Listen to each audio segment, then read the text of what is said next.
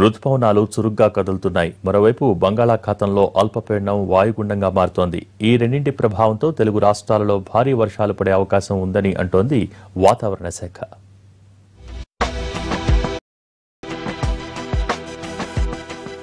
నైరుతి రుతుపవనాలు తెలంగాణను పులకరించాయి. రుతుపవనాల పలకరింపుతో రైతన్నలు పొలం బాట పట్టనున్నారు. ఇప్పటికే కురిసిన వర్షాలకు పలు జలాశయాలు జలకళను సంతరించుకున్నాయి.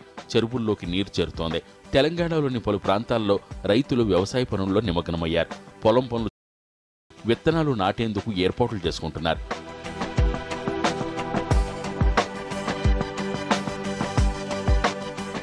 అటు రాయలసీమ, కోస్తాలోని మరికొన్ని ప్రాంతాలకు రుతుపవనాలు విస్తరించినట్లు భారత వాతావరణ శాఖ పేర్కొంది. తెలంగాణ, అరేబియా సముద్రం, కొంకన్ తీరం, ఉత్తర కర్ణాటక తదితర ప్రాంతాలకు నైరుతి విస్తరించినట్లు తెలిపింది. బంగాళాఖాతంలో ఏర్పడిన వాయుగుండం దక్షిణ బంగ్లాదేశ్ పరిసర ప్రాంతాల్లో కేంద్రీకృతమై ఉంది. ఇది క్రమేపీ ముందుకు కదులుతోంది.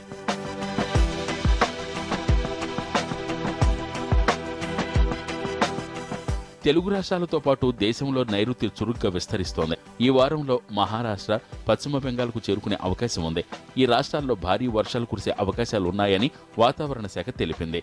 ఉత్తర కర్ణాటకలోని విజయపూర్ జిల్లా నుంచి మహారాష్ట్రలోని ముంబై, మహాబలేశ్వర్కు చేరుకుంటాయని వాతావరణ శాఖ అధికారులు చెబుతున్నారు. దేశంలోని పశ్చిమ, తూర్పు ప్రాంతాల్లోనూ నైరుతి రుతుపవనాలు ప్రభావాన్ని చూపుతాయంటున్నారు.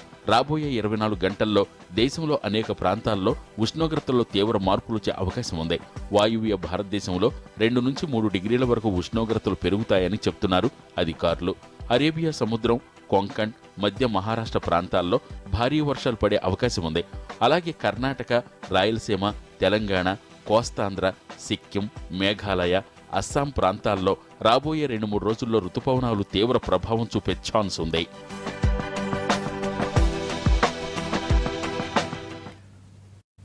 హైదరాబాద్ బాచుపల్లిలో 2 అమ్మాయిల మిస్సింగ్ ఘటన కలకలం రేపుతోంది.